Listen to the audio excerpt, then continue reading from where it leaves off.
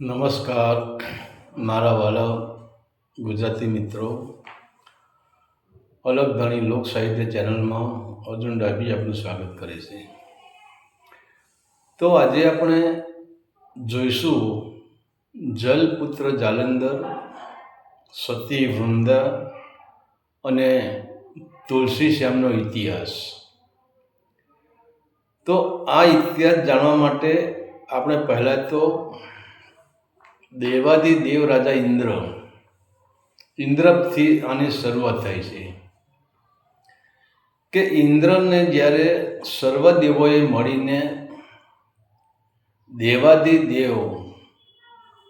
દેવ રાજા ઇન્દ્ર તરીકેની જ્યારે પદવીની નિમણૂક કરી, ત્યારે આ ઇન્દ્રને એટલું બધું અભિમાન થઈ ગયું હતું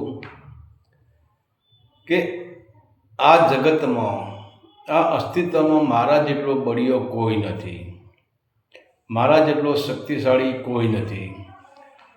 તો ઇન્દ્રને, અને આમે પણ વાત સાચી છે, જો તમને મોટી પદવી મળી જાય ને, જેમ જેમ તમને મોટી પદવી મળતી જાય એમ એમ તમારું અભિમાન વધતું જાય, એમ એમ તમારો ક્રોધ પણ વધતો જાય. તો ઇન્દ્રને જ્યાં જાય તો બ્રહ્મા પાસે જાય, વિષ્ણુ પાસે જાય કે બીજા કોઈ દેવો પાસે જાય તો એ અહંકારથી જ વાત કરે. મારા જેવો આ સૃષ્ટિમાં કોઈ નથી ને હું આમ છું ને હું તેમ છું ને. ત્યારે એક દિવસ ભગવાન વિષ્ણુએ કહ્યું કે હે ઇન્દ્રદેવ, તમે બીજા દેવો પાસે આ વાત કરો એનો વાંધો નહીં, પણ તમે ભગવાન શિવની પાસે કોઈ દિવસ આ વાતના રજૂઆત ન કરતા કે હું શક્તિશાળી છું, હું બળવાન છું ને મારા જેવો શૂરવીર આ જગતમાં કોઈ નથી, મારા જેટલું બળ કોઈના નથી ને મને કોઈ જીતી ના શકે ને. તો ત્યારે હવે આ ઇન્દ્રને મૂળ અહંકાર વસ્તુ એવી છે ને, અહંકાર બધાની મર્યાદા તોડાવે. તમે જુઓ, અહંકારી માણસ હોય ને, ભલે એ નાનો રહ્યો પણ એની સામે જે વડીલ માણસ હોય ને, પણ એ અહંકાર વડીલનું પણ રાખે નહીં, વડીલને પણ જેમ તેમ બોલી નાખે કે અહંકારમાં પાવર જેવો છે. તો હવે આ ઇન્દ્ર શિવજી પાસે જાય છે. શિવજી તો આમાં સમાધિમાંથી ઉઠેલા હોય છે, એટલે શિવજીને તો અહંકાર હતો જ નહીં. પણ શિવજી પાસે જાય છે, શિવજી પાસે જઈને પછી મોટી મોટી બળીઓ હાંકે છે, હું આમ છું ને હું તેમ છું ને મારા જેવો યુદ્ધો જગતમાં કોઈ નથી ને મને કોઈ હરાવી શકે નહીં ને મારામાં આટલું બળ છે ને મારામાં આટલું તપ છે ને હું આટલો મહાન છું ને. હવે જ્યાં ઇન્દ્રના શબ્દો સાંભળે છે, શિવને ક્રોધ તો આવી જાય છે, પણ શિવ શું કરે છે? શિવનું શરીર ધીરે ધીરે તપી રહ્યું છે, પણ શિવ ક્રોધ કરતા નથી. પણ શિવને એ ટાઈમે એમના શરીરે પરસેવો વળી જાય છે, અને શિવ એના જે કપાળે શિવના પરસેવો વળે, કપાળ શિવને પરસેવો વળીને ધરતી પર છાંટે છે અને ઇન્દ્રને કહે કે તમે અહીંથી જાઓ, હું હાલ સમાધિમાંથી ઉઠી, મારે શાંતિની જરૂર છે. એને ઇન્દ્ર ત્યાંથી વયા જાય છે. પણ શિવનો જો પરસેવો આમ ધરતી પર પડે છે ને, અને હવે વિચાર કરો તો શિવનો પરસેવો, અને ધરતીની કોઈ એવી તાકાત નથી કે શિવનો પરસેવોને જીરવી શકે. તો હવે ધરતી ત્રાહીમાં પકડવા મળે છે. ધરતીના શિવનો પરસેવો માતા ધરતી જીરવી શકતી નથી. તો એ ભગવાન શિવ પાસે આવે છે અને બંને હાથ જોડીને પ્રાર્થના કરે છે કે હે મહાદેવ, હે શિવ, તમારો પરસેવો ઝીલવાની મારી તાકાત નથી, અને જો તમારો પરસેવો ઝીલે હું ફાટી જઈશ તો પછી આ રચનાનું શું થશે? ત્યારે શિવ કહે હવે શું કરવું? ત્યારે ધરતી કહે કે તમે એક કામ કરો, આ પરસેવો તમે સમુદ્રમાં ફેંકી દો. અને ત્યારે પછી એ શિવ એમનો પરસેવો એ સમુદ્રમાં ફેંકી દેશે. હવે સમુદ્રમાં ફેંકે છે કે સમય જતાં સમુદ્રના અંદરથી, એટલે પાણીમાંથી બાળક પેદા થતા નથી, પણ એક જબરજસ્ત યોદ્ધો પેદા થાય છે કે એની અંદર એટલી બધી શક્તિ હોય છે. યોદ્ધાને એનું વિરાટ સ્વરૂપવાળો એક યોદ્ધો પેદા થાય છે, અને એ યોદ્ધો જે પેદા થાય છે, જે જળમાંથી પ્રગટ થયો, જે પાણીમાંથી પ્રગટ થયો, એનું નામ જળપુત્ર. જાલંધર રાખવામાં આવે છે. હવે આ નામ બ્રહ્માજીએ જ પાડેલું છે. ત્યારે પછી હવે જ્યાં યુદ્ધો જ્યાં જળમાંથી પ્રગટ થાય છે ત્યારે બ્રહ્માજી એની પાસે આવે છે અને બ્રહ્માજી કહે છે કે તું જેવો તેવો નથી. તારી માતા એ પ્રકૃતિ છે અને તારા પિતા એ સાગર છે અને તું મહાન શક્તિશાળી યોદ્ધો છે. અને એમ કરીને બ્રહ્માજી જાલંધરને એમની પોતાની ગદા હોય છે, જે શક્તિશાળી ગદા અને જે ગદાથી વિશ્વનો જીતી શકાય એવી શક્તિશાળી ગદા બ્રહ્માજી જળપુત્રને એટલે કે જાલંધરને આપે છે. અને બ્રહ્માજી કહે છે કે હે જાલંધર, તું જળમાંથી પ્રગટ થયો છે એટલે આજથી તારું નામ હું જાલંધર રાખું છું. અને તું હવે અહીંથી તું મથુરામાં જા, મથુરા બાજુ જા. અને મથુરાના રાજા જે કૌચક રાજા છે અને કૌચક રાજાની જે પુત્રી છે એક, તો એ પુત્રી સાથે તારે લગ્ન કરવાના છે. અને એ પુત્રીનું નામ વૃંદા છે. ત્યારે જાલંધર કહે છે કે હે બ્રહ્માજી, મારા માટે વૃંદા કેમ? બીજી પત્નીઓ આ સૃષ્ટિ પર છે જ નહીં. ત્યારે બ્રહ્માજી કહે છે કે હે જાલંધર, આ જે વૃંદા છે ને એને ભગવાન પાસેથી વચન મેળવેલું છે અને એ સતી છે. અને ભગવાન પાસેથી એને વચન મેળવેલું છે કે હું જે પુરુષ સાથે લગ્ન કરું, પણ જ્યાં સુધી મારું સતીત્વ જળવાઈ રહે ત્યાં સુધી મારો ચોડી ચાંદલો અમર રહે. એટલે તારે વૃંદા સાથે લગ્ન કરવાના છે. તો પછી તો આ જલપુત્ર એ મથુરામાં જાય છે અને આ બધી લીલા તો બ્રહ્માજીને જ હોય છે. આ મથુરામાં જ્યાં પછી કૌચક રાજાના દીકરી સાથે એટલે કે વૃંદા સાથે આ જાલંધરના લગ્ન થાય છે. અને એ ટાઈમે કૌચક રાજાએ પોતાની દીકરીના એટલે કે વૃંદાના કરિયાવરમાં આખું મથુરા આપી દીધું છે. અને ત્યાર પછી જાલંધર એ મથુરાના રાજા બને છે, મથુરાનું રાજ ચલાવે છે. પરંતુ કહેવા છે કે જેને સંતોષ ના હોય ને એને તમે આખું જગત આપી દો, આખું બ્રહ્માંડ આપી દો, તોય એને એમ લાગે કે મારી પાસે ઘણું ઓછું છે. તો જાલંધરને એમ થાય છે કે આ તો મને કૌચક રાજા એટલે કે મારા સસરાએ મને દાનમાં આપેલું છે, પણ મારું રાજ્ય તો નથી ને. તો પછી તો આ અશ્વમેઘનો યજ્ઞ કરે છે ને હા કરે છે, ઘણું બધું કરે છે. અને વિશ્વ વિજય માટે આ જેને બ્રહ્માજીએ ગદા આપી હતી એ ગદા લઈને નીકળી જાય છે. અને પછી જ્યારે એક દિવસ જાલંધર પોતે મથુરાની અંદર રાજ સિંહાસન પર બેઠા હોય છે, ત્યારે ત્યાં એવી ઘટના ઘટે છે કે એક મસ્તક આવે છે. અને એ મસ્તક એની રાજસભામાં આવે છે કે જાલંધર જુએ છે કે આ કોઈ માણસ નથી, આનું શરીર નથી, અને આ મસ્તક કોનું હશે? પણ એ પણ બળ્યો હતો કે ગભરાય એવો હતો નહીં. એટલે એનો આવકાર આપે છે, એનું સ્વાગત કરે છે અને કહે છે કે તમે કોણ છો? ત્યારે આ મસ્તકમાંથી અવાજ આવે છે કે હું તમારા ભલા માટે આવ્યો છું. તો જાલંધર કે તમે મારા ભલા માટે શું આવ્યા? અને તમારે મને એવી ખાનગી રહસ્યની શું વાત કહેવી છે, મને કહો. ત્યારે જલપુત્ર જાલંધર કહે છે કે પહેલાં તમારો પરિચય આપો. ત્યારે આ મસ્તક બોલે છે કે જ્યારે સમુદ્ર મંથન થયું ત્યારે સમુદ્ર મંથનમાંથી ઘણી વસ્તુઓ નીકળી હતી અને એમાંથી અમૃત પણ નીકળ્યું હતું અને અણમોલ વસ્તુ એટલે કે 14 રત્નો પણ નીકળ્યા હતા. પણ હવે સમુદ્ર એટલે તમારા પિતા, હવે જે 14 રત્ન નીકળ્યા એ તમારા પિતાના રત્નો હતા. પણ આ દેવ લોકોએ ચોરી છુપીથી તમારા પિતા પાસેથી 14 રત્ન છીનવી લીધા છે. એટલે કે આ દેવો તમારા પિતાના ગુનેગાર છે અને બીજી એ મારા પણ ગુનેગાર છે. કેમ કે જ્યારે સમુદ્ર મંથન વખતે અમૃત નીકળ્યું ત્યારે ભગવાન વિષ્ણુ મોહિની રૂપ ધારણ કરીને અમૃતની દેવોમાં વહેંચણી કરતા હતા.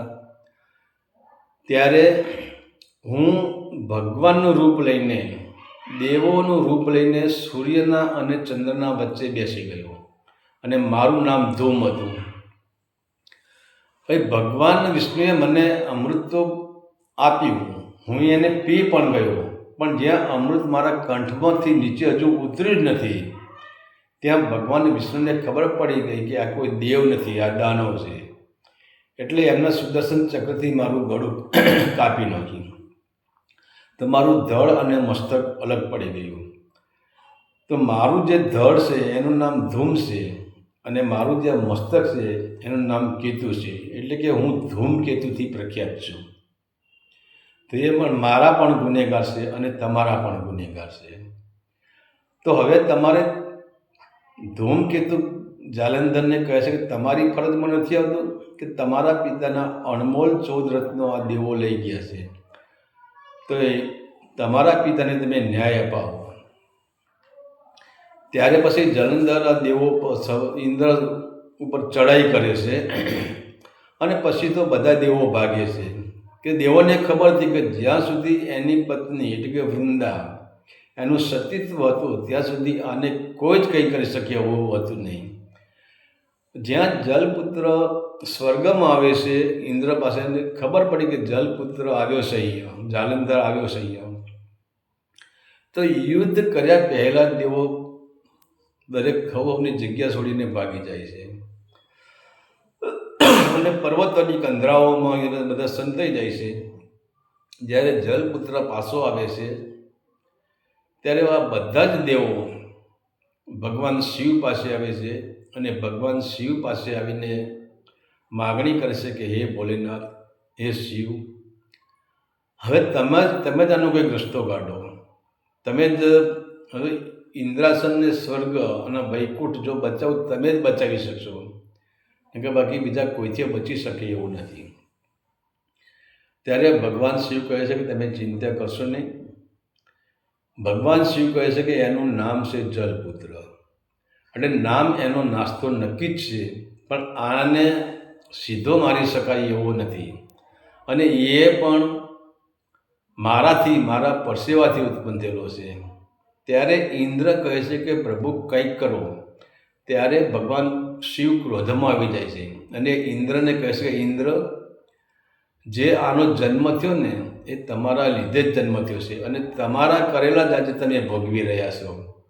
એ દિવસે તમે મારી પાસે આવીને તમારા શક્તિનું તમે મોટી મોટી વાતો કરતા હતા, હું આટલો બળશાળી છું, આટલો બુદ્ધિશાળી છું, આટલી મારામાં શક્તિ છે, અસ્તિત્વમાં મને કોઈ જીતી શકે એવું નથી, હું મહાયોદ્ધો છું. ત્યારે જો આ તમે નાટક ના કર્યું હોય તો આજે જલપુત્રનો જન્મ જ ના થયો હોત. તમે જ આને જન્મ અપાવ્યો છે, તમે જ મને પરસેવો વરાવી દીધો, તમે જ મને ક્રોધમાં લાવી દીધો હતો. હવે ઇન્દ્ર તો શું બોલે? પણ એમ છતાં બધા દેવો કહે છે કે હવે ભોલેનાથ જે બનવાનું તો બની ગયું, પણ હવે આનું નિવારણ લાવો. ત્યારે ભોલેનાથ કહે છે કે એક વાત બરાબર છે, પણ આના માટે હવે કરથી નહીં, આને હું પણ નહીં મારી શકું, કારણ કે અંદર મારો જ અવતાર પડ્યો છે, મારો જ પરસેવો પડ્યો છે અને મારા જેટલો જ બળ્યો છે. પણ જ્યાં સુધી એની પત્ની એટલે કે વૃંદા એ જ્યાં સુધી સતીત્વ છે, એ પ્રતિવ્રતા છે અને એની જો પ્રતિવ્રતાનો નિયમ નહીં તૂટે ત્યાં સુધી આને મારવો અઘરો છે. ત્યારે પછી સર્વદેવો મળીને વિચાર કરે કે ભોલેનાથ હવે શું કરવું? ત્યારે ભગવાન શિવ કહે છે કે તમે ચિંતા કરશો નહીં, હું આનો રસ્તો કાઢું છું. ત્યારે ભગવાન ભોલેનાથ નારદજીને બોલાવે છે અને નારદજીને આખી રચના સમજાવી દે છે કે તમારે શું કરવાનું છે. તો નારદજી કે હે ભોલેનાથ, જેમ તમે કહ્યું એવું જ હવે થશે. અને ત્યાર પછી ભોલેનાથના ચરણોનો સ્પર્શ કરીને ભોલેનાથના આશીર્વાદ લઈને નારદજી ત્યાંથી નીકળી જાય છે અને આ જાલંધર જ્યાં રાજસભા ભરીને બેઠા ત્યાં આવે છે.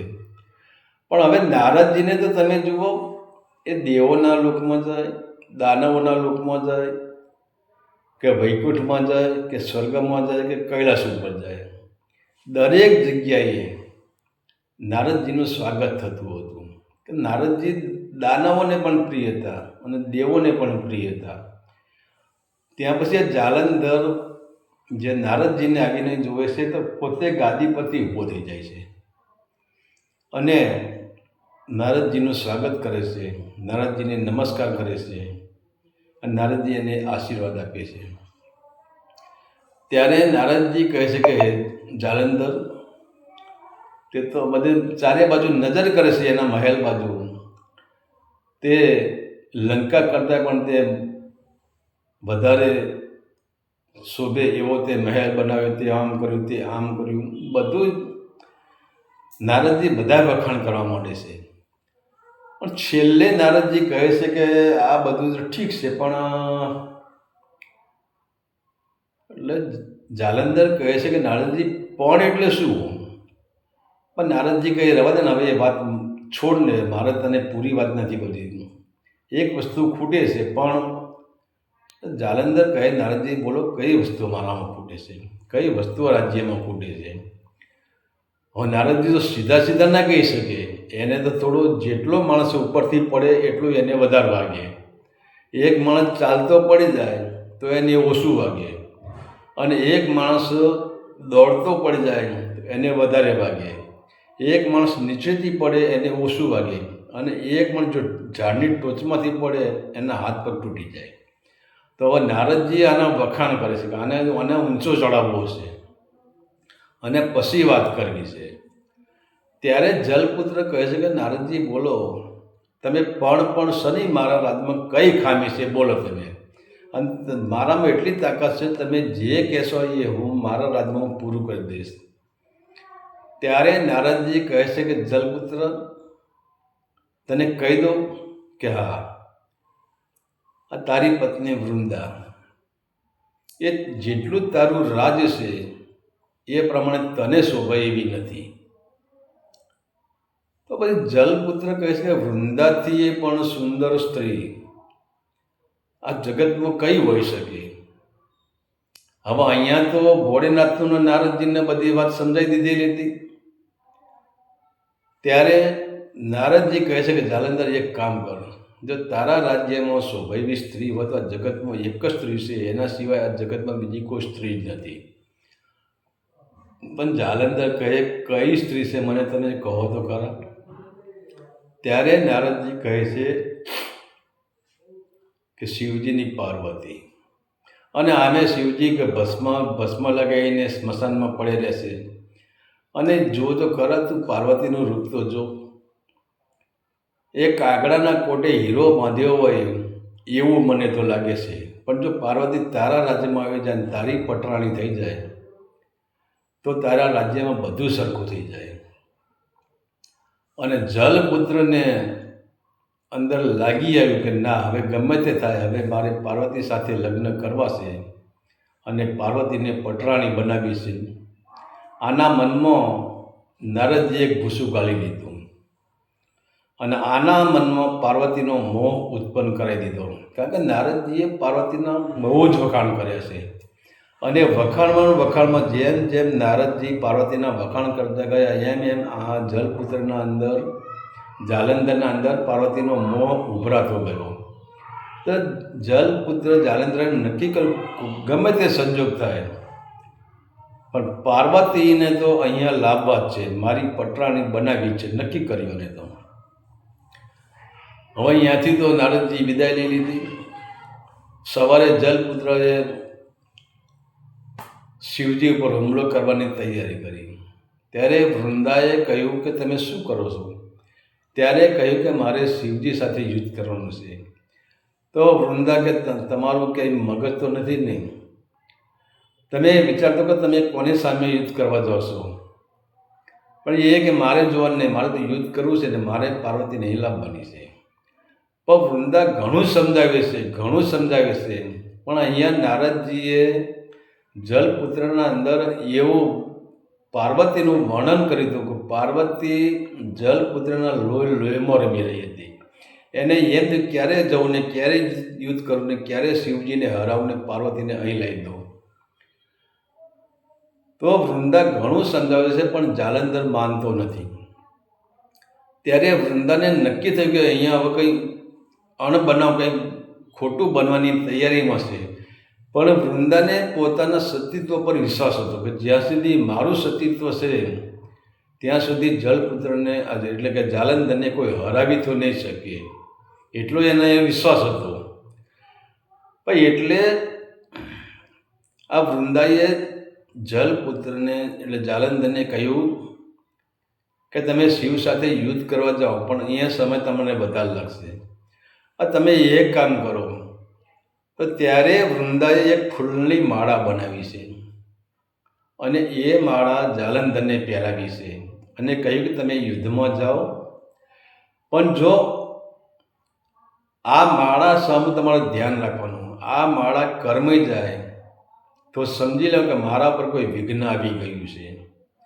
કારણ કે વૃંદાને પણ થયું હતું કે આ શિવ સાથે યુદ્ધ કરવા જાય છે અને માનો ન માનો કોઈ દેવનું કપટ હોય તો જ્યારે માળા કર્માય ત્યારે તમારે ઘરે આવી જવાનું અને તમારે માની લો કે વૃંદા માથે સંકટ આવી પડ્યું છે. હવે અહીંયા જાલંધર અને શિવ સાથે યુદ્ધ થઈ રહ્યું છે. હવે આ બાજુ શું બને છે કે આ બાજુ જ્યાં જાલંધરનો રાજમહેલ હતો ત્યાં પણ ભગવાન વિષ્ણુ એક યોગીનું રૂપ ધારણ કરીને, એક સાધુનું રૂપ ધારણ કરીને આ જાલંધરના જ્યાં રાજમહેલ એના હામાં જ બેઠા છે અને લોકોને એમના ભવિષ્યની વાત કરે છે. તો પહેલાં એક માણસ નીકળ્યો, એને ભવિષ્ય બને કે તારા ભવિષ્યમાં આવું છે, પહેલાં આવું હતું ને હવે આવું થયું, કાલે આવું થવાનું છે. અને આ તો સ્વયં ભગવાન વિષ્ણુ હતા. તો આખા રાજ્યમાં વાત ફેલાઈ જાય છે કે આપણા રાજ્યમાં એક એવો જોગી આવ્યો છે કે જે આપણને ભૂતકાળ, ભવિષ્યકાળ અને વર્તમાન ત્રણેય કાળની વાત બતાવી દે છે. ત્યારે વૃંદાને કાને આ વાત ગઈ અને વૃંદા ત્યાં જાય છે. ત્યાં જઈને પછી જોગી મહારાજને નમસ્કાર કરે છે અને જોગી મહારાજની સામે બેસે છે પદ્માસન લગાવીને. ત્યારે વૃંદા કહે છે કે જોગી મહારાજ જરા મારો હાથ જોઈ લો ને. ત્યારે હવે પેલા જોગી મહારાજ છે વૃંદાના હાથમાં નથી પકડતા, દૂરથી હાથ જોવે છે અને કહે છે કે તમારું નામ વૃંદા છે કે હા? તો અત્યારે તમારા પતિ એનું નામ જાલંધર છે કે હા? એ શિવ સાથે યુદ્ધમાં ગયેલો છે કે હા? તો શિવના હાથે કે એ મૃત્યુ પામ્યો છે. ત્યારે વૃંદાને એવું થયું કે મારો પતિ હજુ હું ચરિત્રહીન થઈ નથી અને આનું મૃત્યુ થાય જ કેવી રીતે? તો વૃંદા કહે પણ હું, હે જોગી મહારાજ, હે સાધુ મહારાજ, હું માનું કેવી રીતે? ત્યારે આ જોગી કહે છે કે તમે નહીં, મારી વાત નહીં માનો ને કે ના, તો એના અવયવ હું તમને ઉતારી આપું. ત્યારે ભગવાન વિષ્ણુ પોતે લીલા કરે છે અને કે બોલો એનો કયો અવયવ ઉતારો? ત્યારે વૃંદા કહે છે મને એના હાથ ઉતારો, કે એના હાથ ઉપર જે એને કલાઈ જે બધી બાંધી એને શું પહેરતી હતી, એના હાથમાં વીંટીઓ કેવી હતી હું જોઈ લઉં. તો એ જોગી મહારાજ છે સ્વર્ગમાંથી એટલે આકાશમાંથી બે હાથ ઉતારે છે અને વૃંદાને કહે છે કે જોઈ લે, આ તારા પતિના જ હાથ છે ને. અને વૃંદાએ બરાબર જોયું હતું કે જેવી અંગૂઠીઓ, જેવી વીંટીઓ જાલંધર પહેરતો હતો, જેવી એની કલાઈ ઉપર એની બેડીઓ હતી એની સોનાના દાગીના હતા, બધું સેમ એક જ હતું. એમ છતાં વૃંદાને વિશ્વાસ નથી આવતો. ત્યારે વૃંદા કહે છે કે આવું તો ના જ બને, પણ વૃંદા માનવા તૈયાર નથી. ત્યારે આ જોગી કહે છે કે હે વૃંદા, ભલે તું માને કે ના માને, પણ વસ્તુ સત્ય છે. ત્યાર પછી ભગવાન વિષ્ણુ એટલે કે જે જોગી મહારાજ છે એ જલપુત્રના પગને નીચે ઉતારે છે અને જુએ છે કે આ જોઈ લે જલપુત્રના જાલંધરના પગ. તો વૃંદા જુએ છે કે પગ તો જાલંધરના જ છે. એમ કરતાં કરતાં પછી એનું મસ્તક નીચે ઉતારે છે, એનું ધડ નીચે ઉતારે છે અને બધું આમ લાઈનમાં ગોઠવે છે. ત્યારે વૃંદાને થઈ ગયું કે ખરેખર આ મારો જાલંધર જ છે. અને પછી તો વૃંદા જે જોગી મહારાજ હતા એ જોગી મહારાજ વૃંદાને કહે છે કે હે વૃંદા, જો તારી ઈચ્છા હોય તો હું આને જાગૃત કરી શકું. હવે વૃંદાને તો આટલું જોઈતું હતું જ. તો વૃંદા કહે કે હે જોગી મહારાજ, આને તમે જાગૃત કરો. અને ત્યારે પછી ભગવાન વિષ્ણુ જે જોગી સ્વરૂપમાં હતા એને પાણીની અંજની છાંટી છે એ ડબોડા ઉપર, અને જાલંધર ત્યાંથી પ્રગટ થયો છે. પણ હવે જાલંધર નહોતો, એ ભગવાન વિષ્ણુની માયા જ હતી.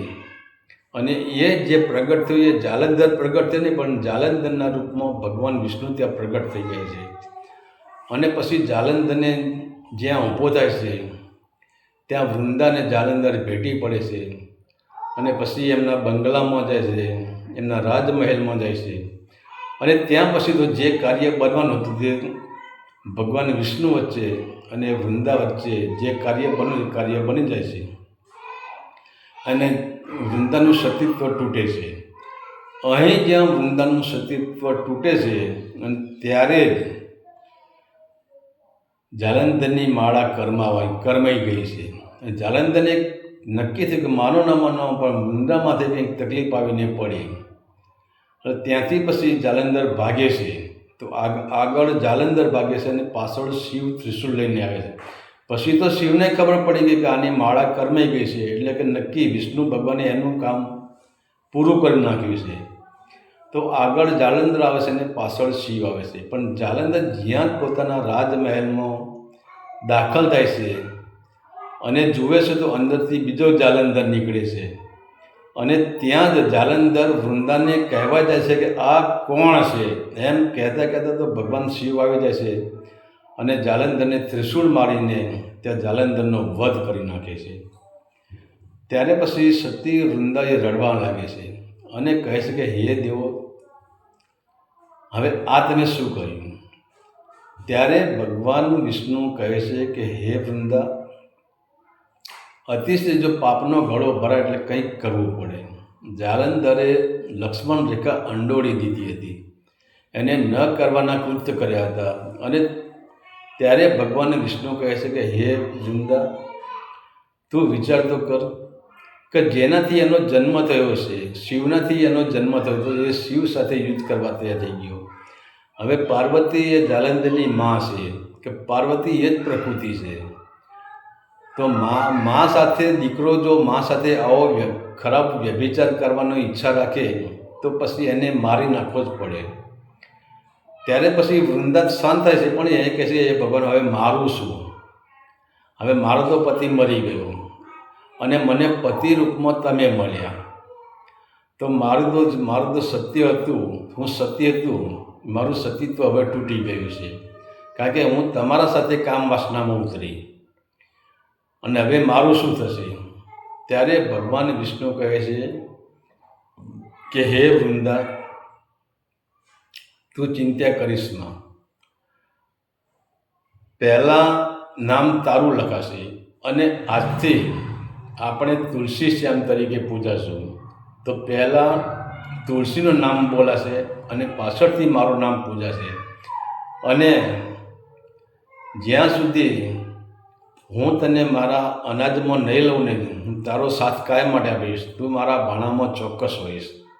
અને ત્યાર પછી કહેવાય છે કે સતી વૃંદા એટલે કે તુલસી એ તુલસીનું નામ ધારણ કર્યું અને ભગવાન વિષ્ણુ હતા એ શ્યામ બન્યા. અને આજે પણ આપણે જોઈએ છીએ કે તુલસી શ્યામનું ધામ અત્યારે આપણે જ્યાં દર્શને જઈએ છીએ અને ઘણા બધા લોકો ત્યાં દર્શને આવે છે અને આજ પણ એ યાત્રાનું સ્થળ છે.